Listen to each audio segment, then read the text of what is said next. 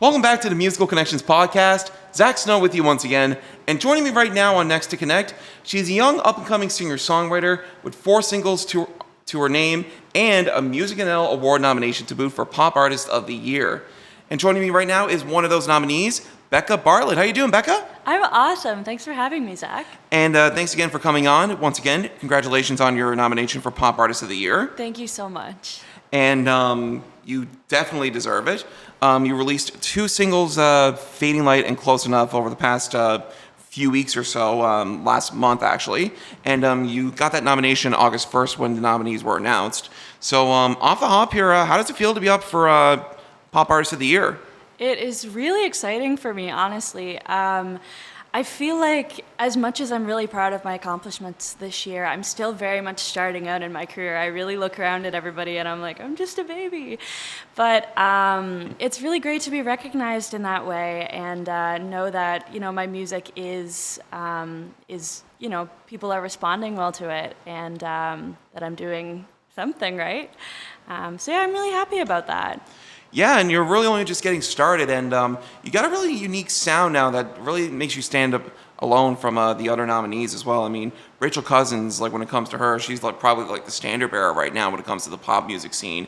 Madeline's got this unique pop punk sound. I had her on the podcast about a month or 2 ago, and then Summer Bennett, I had her on many months ago, and she's making great work right now. She released an album, 1000 Fahrenheit, which is fantastic, and she's got a lot of stock put into her thanks to one Greg Wells. Yes. But you got your own unique sound, very dream pop-esque. I think very reminiscent of Billie Eilish, if you ask me. Cool. So I want to start just for people who don't know much about you, tell us a little bit about yourself.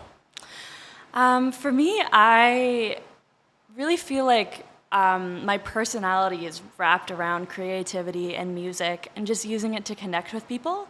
So I had a lot of trouble growing up with, I had sensory issues, a lot of social issues, and when I was getting really overwhelmed, I would just go sit in a corner and cover my ears and hum a little melody. And as I grew up, that turned into writing songs and singing and learning to play instruments. And I found that the thing that really helped me learn to connect to people and learn to really be myself is playing music with others and knowing that I can express myself through songs and that people can really understand what's in my heart. So I really feel like that's, I could describe myself by saying I'm a musician. So sensory issues, would this be autism by chance? ADHD. ADHD? Yes. Well, I'm glad you found music as a way to help cope with that. So music, in a way, for many people, and especially with your circumstances, it's therapy. Definitely. I think music is amazing for that because it's whether you make music or whether you listen to music, there's something for everybody, and it can really make you feel so much better. It can heal you. It can help you connect with people. It's there when you're sad, happy, want to dance, want to cry, whatever. I think it's an amazing thing. I'm so grateful for it. And we're grateful that you're in the music scene and making the music that you are. Now, how did this all start for you? So you talked a bit about it and how music's helped you out, find an outlet for your creativity. Mm-hmm. So tell me a little bit about how this all started. Well, for me, actually, one of my first memories of before being a musician versus when I became a musician was I was wandering the hallways one day because I didn't like what was going on in my school classroom in probably grade 4. And I heard music in the music room. And so I kind of was standing at the door and listening to what they were doing, and the band teacher was like, "Oh, are you here for the bass audition? Come on in." And I was like, "Oh, what do I have to do?" And he was like, "Oh, just try it out, see what it feels like." And they were basically just trying to figure out what kids' fingers were long enough to fit on the bass. And mine were. So from that day on, I guess I was a bass player. And everything else from there just kind of came naturally. I would always sing in church. My father is a United Church minister. So, Reverend Bill Bartlett. Yes. He would always just kind of put me in front of the church and be like, sing, and I learned to do that. I was always in choirs, which kind of helped me get more classical vocal training. And I was always just, being creative in different ways, writing poems, writing songs, doing art like painting and stuff. So I feel like that's kind of gotten me to where I am today. So you said grade 4, you walked into music class Yep. and they were auditioning for bass players. Yeah. What kind of bass was that? So was it like the It was bass? electric. Electric bass? Yeah. Because I thought it was like a double bass. Oh my gosh, they probably couldn't afford that. But yeah, no, the electric bass. Haven't put it down since. I really, I love the bass so much. I really do think of myself as primarily a singer-songwriter, but the other part of my musicianship is being a bass player. And I feel like I wouldn't be as good if I didn't have that technical knowledge of like rhythm and notes and jazz and stuff like that. So sticking with jazz for a second and then going to more genres, who are some of your influences that help create that unique sound that you have? One of my major influences is Joni Mitchell. I think definitely her like lyricism and just authenticity, her unique voice and her unique kind of consciousness is something that really inspires me. Another one for me is Hozier. I actually saw him in concert last week. Oh, and it was yes. incredible. I saw it on Instagram too. Yeah, that was so cool. And I think one thing about those two artists is that I feel like they are very authentic and aren't trying to be anything else. They have a brand, but it's not trying to be anything. It's just real, it's imperfect, it's a little bit messy sometimes, it's a little bit, it can kind of change, and that's okay. And I really want to be like that. I feel like sometimes I get caught up in the business side of things and trying to be like, well, who am I? Who am I? And the answer to that is in my songs and my music and in my personality. So I feel like artists like that really show me that, along with having great lyrics, telling great stories, you also want to just be the best version of yourself and be authentic, and people will respond to that. Absolutely. So on the note of that Hozier concert, how was that actually? And Hozier's having a bit of a comeback mainstream-wise because he had a song Too Sweet. It actually became his first #1 on the Billboard charts. Yeah. So how was that Hozier concert? Oh, it was amazing. We got barricade, actually. I went early, and as soon as the gates opened, I ran for it, which you're not supposed to do, but everyone does, and managed to get the last spot on the barricade. Nice. Waited there all day. And then finally, when he came out, it was incredible. I get how people felt with the Beatles and with Elvis. Like, I could have passed out, honestly. And, it was just amazing to hear some of these songs that were my favorites and these songs that inspired some of my music just being sung live and being like, whoa, this is a real person. And it kind of gave me the feeling for like the first time in my life that I could do something bigger. I never would have thought once in my life that I could play Oshiega, but as soon as I saw him doing it, I was like, oh, this guy is like me. This guy feels deeply like me and started out in a small town in Ireland, just like me in Newfoundland. Like, I could do this someday if I wanted to. So that was a really cool moment. I cried the whole time, obviously. Wonderful. Now is like a stage like Oshiega, or like in this case is like say at Churchill Park or something like that. Is that like one of your big dreams as a musician? Like say, if you're still at this 5 or 10 years down the line, you hope to be playing at? Definitely, yeah. I think the main thing for me, it doesn't matter where I'm playing. I think the main thing is I want my music to reach an audience who really resonates with it. And I think, if that audience was big or small, it doesn't necessarily matter to me. I just want to get my songs out there. I feel like I have stories to tell. I have emotions to put out there. I have people to feel like they're okay. And I'd love if that was a large-scale crowd. I'd love if there was a lot of people singing along with me. Yeah, and the main way to express your creativity is through your songs and your songwriting. Yeah. So what's your songwriting process like? My songwriting process can kind of change depending on the song I'm working on. But a lot of the time, I say that I don't write the song writes me.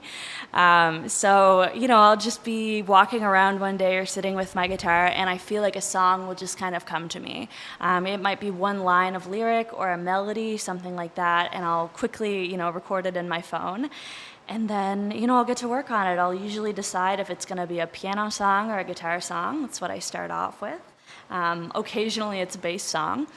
And then I'll just sit down and a lot of the time I'll hum some gibberish. I'll add that one line of lyrics I have, and I'll kind of construct it. And a lot of the time my songs will be finished within the first couple hours. Sometimes I'll spend a night at it. Some of my songs I'll take breaks from, and then I'll come back to them when I'm really inspired to finish them. But I find a lot of the time, I was having this conversation actually yesterday with some friends.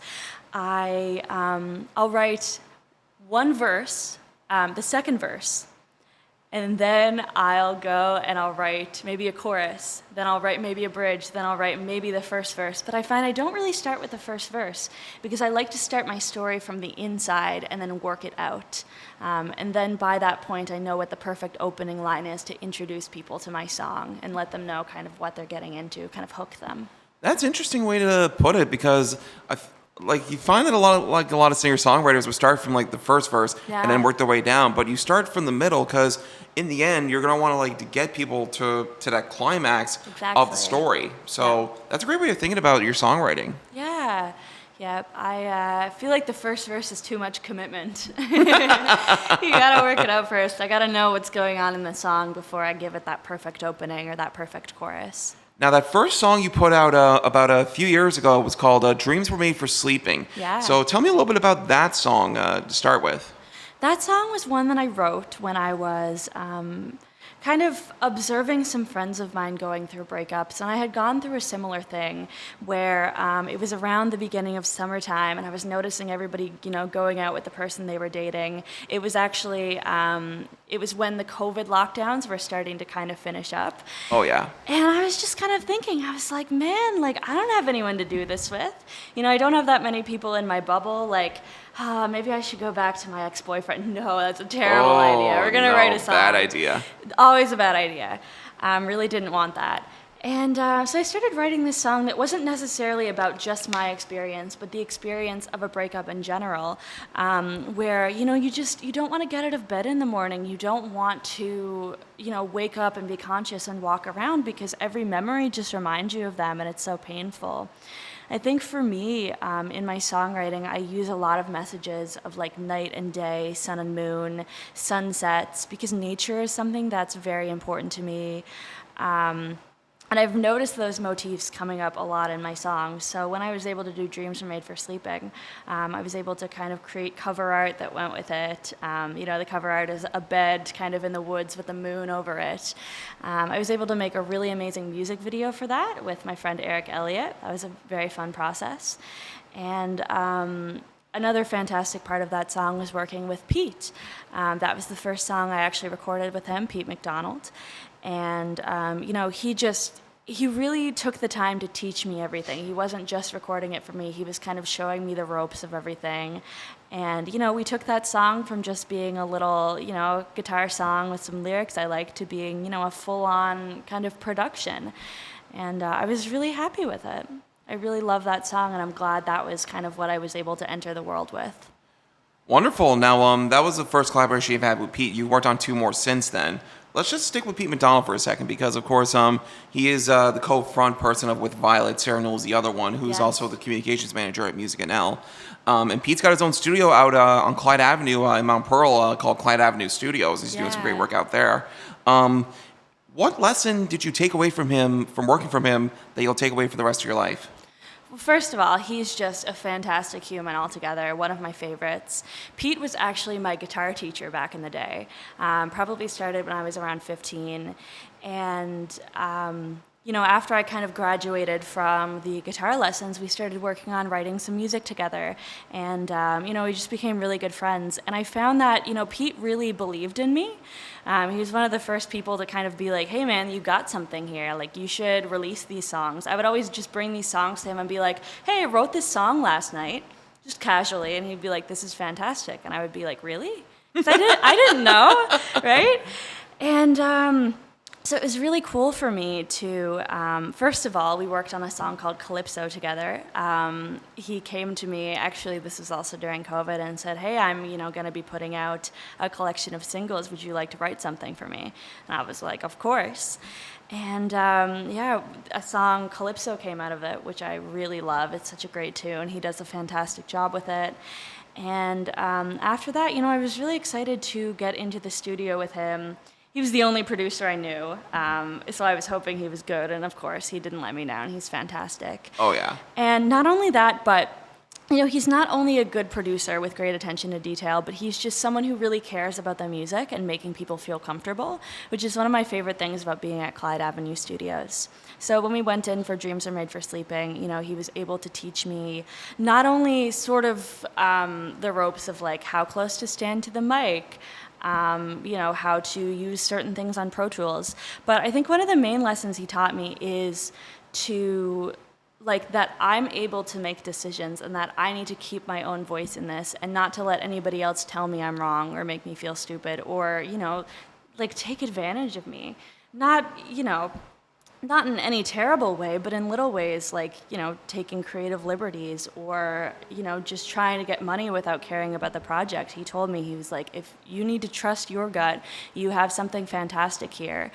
And at the end of the day, the songs are going to be good because you make them good. So I feel like that was really important for me to hear going into my career.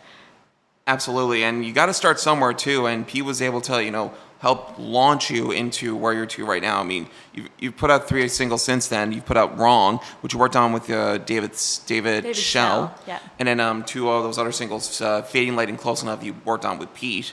Yeah. Now, Oh, sorry. Oh, no, go ahead. No, go ahead. I was just gonna say, it's great to have someone that you can go back to and really depend on to, help create the sound that you want.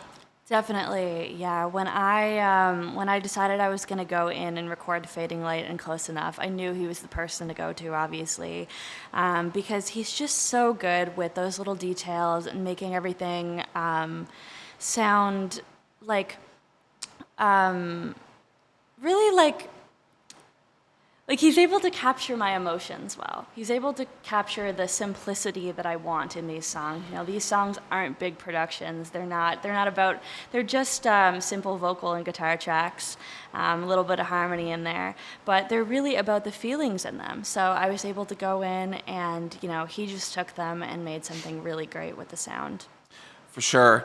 Now, of course, September 4th to 7th is when Music Celebration Week is going to be taking place. There's going to be a whole host of great events. The Industry Awards kick off the first night, which I think is really awesome. And then St. John's Convention Center is where the gala is going to be, too, this year, September 7th. You're going to be taking in some conferences and stuff like that. So what do you hope to take out of this year's Music Celebration Week? I'm so excited. I will be at everything. I did the same thing last year. Last year was my first ever kind of interaction with MusicNL, really, besides a coffee house here and there. And it was really cool just to kind of get to go, and I went in with the mindset of talk to everybody, take everything you can out of it. There is no social anxiety this weekend. Everyone is a friend to be made. Yeah, I mean, you have no choice, because otherwise, if you don't make those connections, where are you going to go and where are you going to end up in 5-10 years from now? And yeah, I learned some amazing things. I got to have a great meeting with Daryl Hers, who has what does he have? He has a great app. He runs Indie Week as well. Which I believe is now a virtual celebration. They have some awesome conference stuff there. And, I got to take in some really awesome conference stuff. I got to take in some amazing performances from friends that I had and friends that are, friends now. And, the thing that I really actually took away from it is just all the people that I met. One of the ones in particular, I met Jenny Mallard at MusicNL Celebration Week last year. I just turned around, she was there lined up behind me, and I was like, oh, I know you. I've seen you before. And I introduced myself, and we ended up sitting together and having a chat. And getting to know Jenny has actually just been an amazing experience for me, because not only is she just a really great person and a really great singer-songwriter, but she also brought me with her to the ECMAs this year. Oh, that was a blast. I got to play bass for her and her awesome songs. And not only that, but me and Jenny have been writing together. And I feel like, she was my first co-writing session that I had. We attended a workshop out in Trinity Hall together. And that's where, we talked on the bus on the way back and talked about shared experiences. And we were like, you know what, we got to write a song about this. And we did. We're actually playing a show together tomorrow night at Kitty Vitty Brewery. Unfortunately, that will already have happened when this airs. But we're playing with Darcy Scott and Baraka. So I think it's going to be fantastic because all of those guys, especially Jenny, are just really great musicians. And I'm just lucky to kind of soak in their talent and be alongside them. Oh, for sure. And it was great to see you playing with Jenny, and she did a great job on her songs at her showcase at the East Coast Music Awards. And if there's someone I got to be very proud of, Jenny Mallard is one of them. Yeah. I first met her in 2015 at MUN when she was doing the cafe concerts, and to see her go from that to where she's to right now, I mean, she was up for Album of the Year last year. And the fact that she went from that to Album of the Year nomination last year, like, wonders what 8 years can do for your career. I know. Yep. She's incredible. She's such a strong person, and she just does so well and tries so hard. And she's taught me a lot too. I mean, all of these people, I kind of, it's kind of a balance between knowing that I know a few things myself, not doubting myself, and then also just asking so many questions to people because they know what they're doing. And Jenny, where Jenny is now is somewhere where I hope to be in like a year or so or 2 years. And then she's got somewhere where she hopes to be, and maybe I'll be there someday too. So it's kind of cool to have someone to kind of come to about that stuff and be like, what do I do? And I also mentioned Darcy Scott and Baraka. Last year's awards, when they won their awards, probably some of the loudest reactions of the night, tied with Buddy What's His Name. I mean, you're part of this brand new generation of performers, and going to throw in Rachel Cousins and Summer Bennett and Mackenzie Critch as well. I mean, she was at the Newfoundland Talent Contest 2 years ago, and now she's up for Country Artist of the Year. It's crazy to see, like, you guys are pretty much growing up in the music sector, and sooner rather than later, like, in about a couple years' time, you'll be the veterans. Yeah, I'm so proud of all of them too. I feel like, everyone you just mentioned are friends of mine in ways. And I just feel like one thing that's really special is every one of those people you named have something really unique about them, and I feel like are very authentic. Especially, I have to mention, in the Pop Artist of the Year nomination category, I'm so happy that it's all female artists. That is so cool to me. And not only that, but everybody really has their own unique sound. Summer Bennett, she's amazing. She's done so much in the time. I mean, I met her last year. I didn't really know that she existed, and ever since, I mean, I've just seen amazing stuff out of her. And she's 16 years old, and she has a lot of stock under her from Greg Wells. Yeah. Oh, it's so cool. I'm so happy to see the opportunities she gets. And we actually, we both won the same Arts and Letters Award this year. I believe it was like the youth category for Best Song. And watching her perform there, I think it was my first time seeing her perform live. She's just, she's got this amazing confidence about her for 16. She's such a nice person. She's got a great voice. It was really cool just to be able to perform with her. And then the other two women who are nominated as well, Rachel, she's incredible, done some amazing things this year. Madeline, I did an acting class with back in the day. No way! I did, yeah. So we used to know each other. I think she's awesome. I love her vibe. I love everything she's doing. It's different, it's fresh. So I think it's really cool. I just feel like we need to take moments to hype up these people, especially women. We have to uplift the other women. In our kind of categories in our lives. So yeah, and it's great to see the women really owning the music sector too. I mean, the head of MusicNL right now was someone who's been very experienced in running festivals and managing heavyweights in their respective sectors, like Kaya Cater and Mark Bragg. Tamara Cater, the new ED of MusicNL. Like, I'm really looking forward to seeing what she's got in her plans for MusicNL, and that's someone I want to get on the podcast too. T, if you're answering emails, I want to get you on before Celebration Week or during Celebration Week. Who knows? But it's great to see the growth from the music sector, not just from women, but from everybody. Definitely. Yeah, it makes me really happy to see. I feel like one thing about the Newfoundland music scene is that, people are really trying to help each other grow. Artists really, we want success for other artists. It's not cutthroat or anything like that. I mean, I'm sure there's stuff behind the scenes, but everybody I meet, we just really want to lift each other up. We want to collaborate. If we could, we'd just sit down in a giant room and all play songs together for the rest of our lives. So I think that's cool, and I'm really happy to be able to enter into that while I'm here. Yeah, for sure. And it's a really competitive industry, but it seems like everyone is really rooting for each other, and that's great thing to have, especially in such Yeah. a vicious industry like this one. I think in order to be, the thing that separates people from, just being a musician and being like a really successful musician, you get a few that slip through that, don't have the best personalities. Not in Newfoundland, I mean, just in general, Yeah, everywhere. just in general. But a lot of the time, the people that really make it, the people that do well, the people that have audiences that really like resonate with their music are the ones who want to uplift people. Like, it's kind of like do unto others as you want for yourself. Like, if you want success for other people, then hopefully you're going to kind of manifest that for yourself. You're not getting anything out of comparing yourself to others and wanting, people to not do well so you can do better. This doesn't really get you anywhere. It just makes you feel bad and bitter and kind of creates like inauthentic songs, Yeah. inauthentic, personal experiences. So I find, I've had a lot of trouble, of course, comparing myself to others, but at the end of the day, like, I want everyone to do well. I wish we could all, have that top spot, be at the top. I wish there wasn't a top at all. But I'm happy to be where I am, and I'm happy to be surrounded by these awesome people to learn from. Well, look, at the end of the day, someone's going to have that top spot. Yeah. But it's great to, see development and growth in the sector, too. Exactly. And, of course, it's because of these conferences that we're allowed to have that. So why are conferences like the MusicNL Celebration Week, East Coast Music Awards, say Canadian Music Week, and Indie Week, so why are these conferences so important for development of the music sector? Like I was saying before, I really think it's all about connections. Whether you're making connections with other artists or whether you're making connections with, managers, other industry folks. I met so many amazing people at the ECMAs. Some production students that I'm going to fly up to Halifax and see at some point. I've met artists of all different genres. We all followed each other. And, it's just really cool because not only do you get to learn all these cool things that you wouldn't have known. I learned about 7 things that I, had probably done wrong with my other releases in probably one session at the ECMAs and at MusicNL Week. But yeah, you make these connections, you come out of it, ready to face the industry a little bit easier.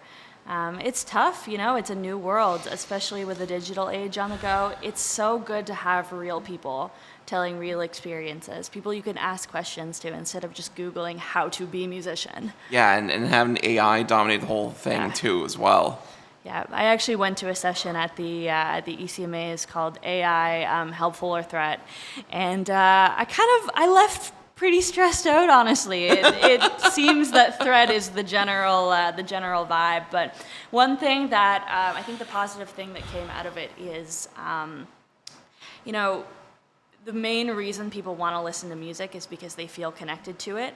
And at the end of the day, you don't really want to listen to something made by a robot. It might be able to go in a few TikToks, but people aren't going to actually resonate with it in the same way. So I think, if AI does come to be a threat in that way, it'll probably be taken out pretty quick because humans, they want something real. They want connection. They don't want some kind of like perfectly generated non-human thing.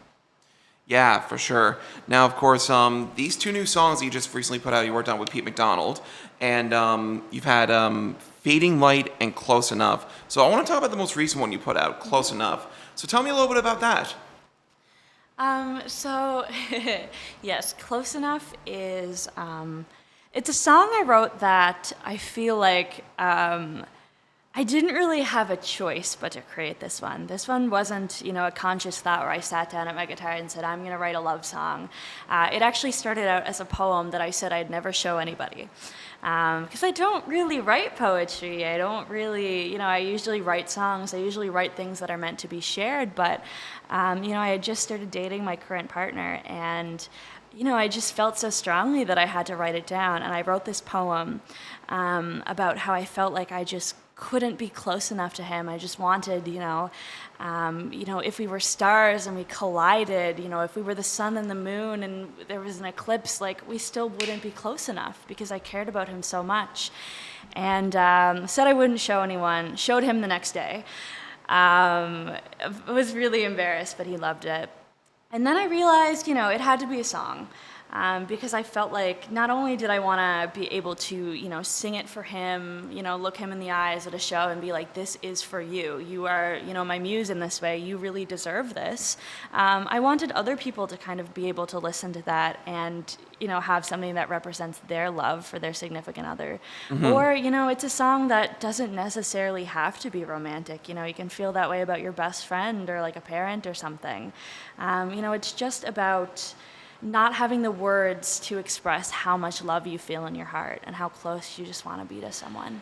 Yeah, and that guy you're talking about is Nick Slade. I believe he plays in Mantra. Yes, Mantra. And he also does some work for NTV. Yes, yeah, he's the best. It's really incredible dating another musician because, I've dated musicians before, but dating someone who really understands me, helps me with my creative process and is able to just kind of fill in any gaps that I kind of have, is really fantastic. I feel like he understands and supports my music, even though he plays in a grunge band, and I play, folk pop, but he loves my music, I love his, and we just get to support each other so well. And he actually, not a lot of people know this, but he actually plays the guitar on Fading Light. He's the one who wrote the solo and plays all of the guitar tracks on that. So it's really cool for me because Fading Light was a song that I wrote, I believe last year. I wrote it the night before that open mic. Oh, wow. Actually, that yeah, tell me a little bit more about that one. I wrote it, actually, it sounds like a love song that's currently happening, but it's actually about an experience that I hope to have someday when I met someone who I felt was worth it. So I had actually decided to take a break from dating at that time. I had just been through a lot recently, a lot of turmoil relationships where I felt like I just wasn't treated the way I should be. And I just decided, no, I wasn't doing it anymore. I wasn't letting people kind of walk all over me. And I wrote this song one night just being like, this is what I want it to feel like. When I finally do let someone back in, it has to be like this. And that's why the line is in there, time breaks down each innocent heart and sweet surrender isn't always smart. It's like, time breaks down your heart over time. The more it gets broken, the less you can trust. And sometimes, surrendering your heart to someone is, kind of a terrible idea. It can really break you. But there's also the chance that it won't. There's also the chance that it'll build you back up again and heal you and just be, the best decision you've ever made. So it's really cool for me to then be able to look back a couple years later and be like, not only is this song out, which is incredible. I didn't have any music out at the time. I didn't know how to get there. But I have this guy now. I have, my summer boy. That's one of the lyrics in the song. You can be my summer boy when fall is closing in. You can be my winter joy with snowflakes on your skin. And it's just a simple song about, loving someone and choosing to trust them. And I have that person now. That's wonderful. And he's on the song, so... it's a really cool experience for me. These two songs, I feel like they fit really well together. They're very personal, and they represent me in a way that I am someone who has so much love, and someone who has unfortunately been hurt a lot. And they're kind of triumphant for me in a way, because I know at this point in my life, I have, I've not become too hardened to love. I haven't become too untrusting to give someone my heart completely. So it's really cool. I feel like they really represent me as an artist, because me as an artist, that's me. Wonderful. Now, I'm looking forward to seeing what you got wrote down with Jenny Mallard and any of the other songs that you've written by yourself or you want to co-write with other people. I'm just going to ask you this. Who's someone you want to write with when it comes to music? Who's someone you want to have a writing session with? Good question. There's so many. I have so many, friends in the music industry or people I've met who I'm like, we gotta write together. And of course, life gets so busy. I personally am so busy. I know they're busy, and people's schedules don't Everyone's really align. busy. It's crazy. I don't know how I have time to do anything at all. But Right? two people that I really, I've expressed to them, we've made plans to eventually write together, are Baraka, of course, great songwriter. We have a different style, but I feel like, lyrically we're similar. We've bounced ideas off each other before. He's very talented. And also Summer Bennett. I've only met her a few times, but I feel like, our paths always cross, and I feel like we could create something really cool together. I can't wait to see what she does. I mean, she's so full of talent.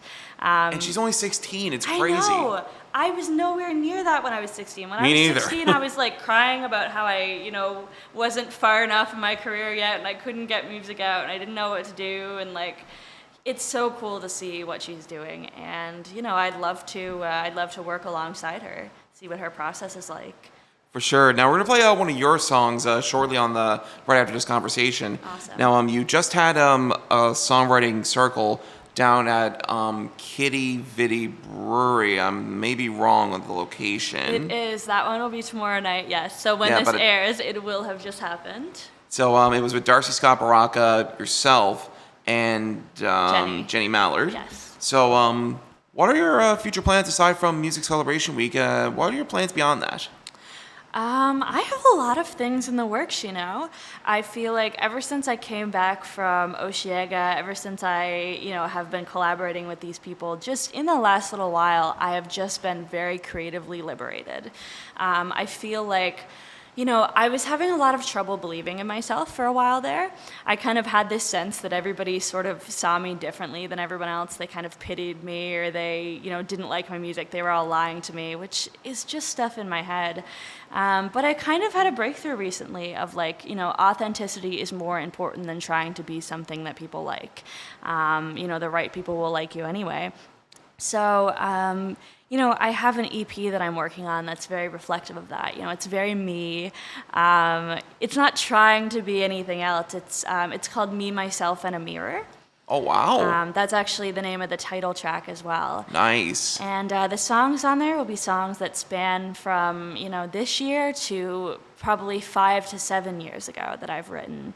Nice. Songs that I love, songs that are about me, songs that are about, stories that I created in my head. And I'm not sure when that one will be coming out, but I'm really excited for when it does, because I feel like, it's really going to open my audience up to who I am as a songwriter, who I am as a person. And I'm hoping that, it hooks some people. I'm hoping that it resonates with them, and I'm hoping that, at least one person who needs that music gets to experience it. Now, do you hope this will be out this year or sometime in 2025? Good question. I guess we'll have to see. I'm thinking 2025, hopefully early 2025. I want to really take my time with it, It's something that's really precious to me. So I want to make sure that it's done right.